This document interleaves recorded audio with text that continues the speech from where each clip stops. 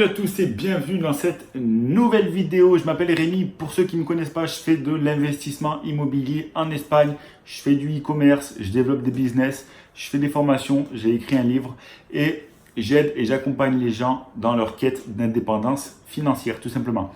Aujourd'hui, je voulais simplement vous parler d'une chose que j'entends souvent. Il y en a beaucoup qui parlent, qui connaissent rien. Du coup, c'était simplement pour vous parler de la loi sur la location courte durée en étant français en Espagne, etc.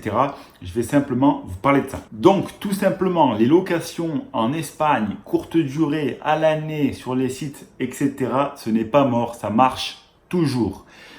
En Espagne, vous pouvez louer votre bien immobilier comme en France. Vous pouvez le mettre à l'année, en nu, en meublé, à des étudiants. Vous pouvez louer la chambre, vous pouvez louer courte durée, basse saison, toute saison, jacuzzi, vous pouvez tout faire. Voilà. Au moins là, vous êtes déjà paré pour cette petite vidéo. Vous savez que votre bien, vous pouvez le louer comme en France, tout simplement. Donc moi, je vais simplement parler un peu plus précisément des locations, par exemple, en courte durée, via contrat ou si vous mettez sur des sites Airbnb, Booking, etc. Qu'est-ce que vous devez faire?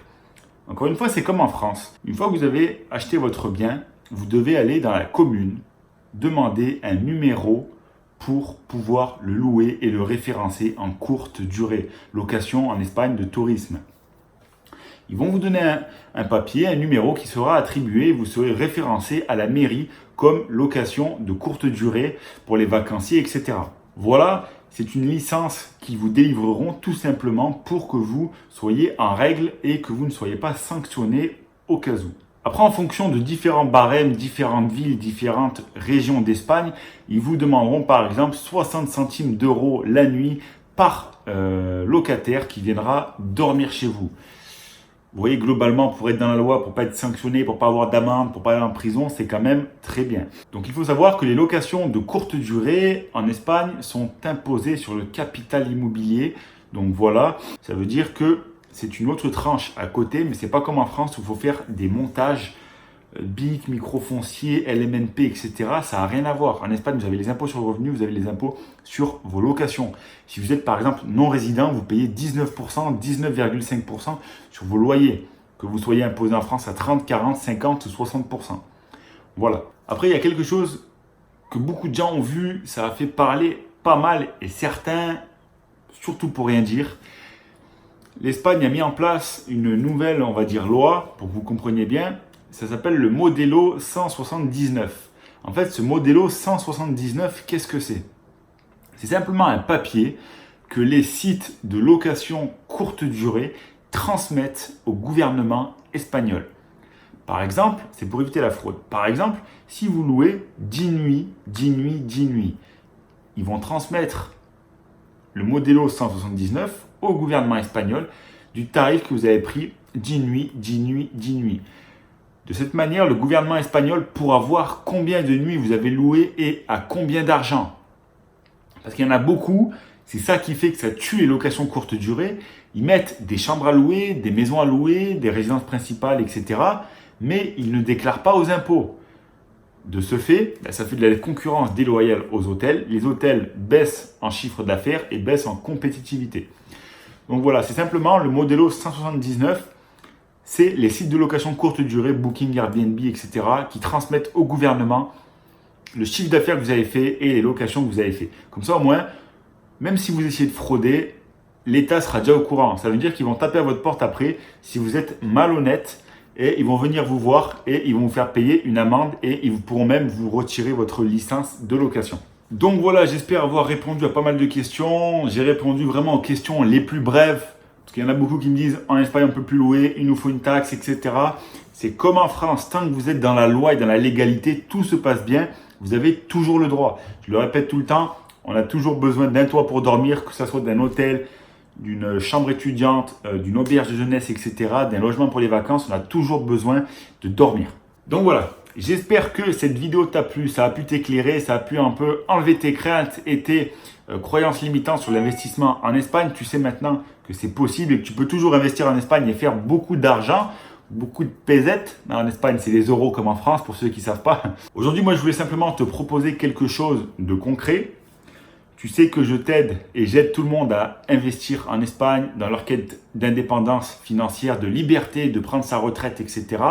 plus tôt que prévu. Parce que, bien entendu, moi, je ne compte pas du tout sur la retraite française. Aujourd'hui, je vais simplement te proposer que si toi aussi tu veux investir en Espagne, tu peux le faire grâce à moi. Je fais une formation pour aider les gens à investir en Espagne à un tarif réduit de 97 euros.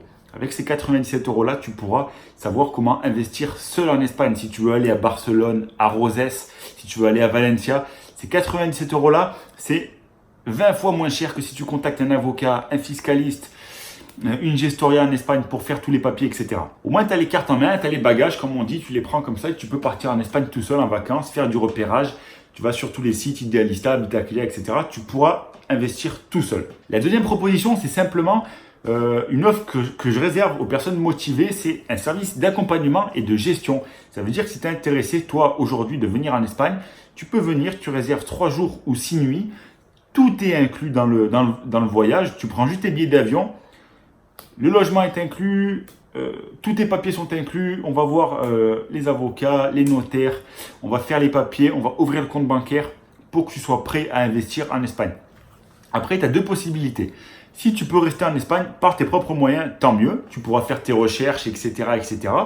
Mais si tu veux investir en Espagne et trouver de très bonnes affaires, on te propose un forfait recherche également qui s'additionne en plus. Ce forfait recherche-là, c'est en illimité.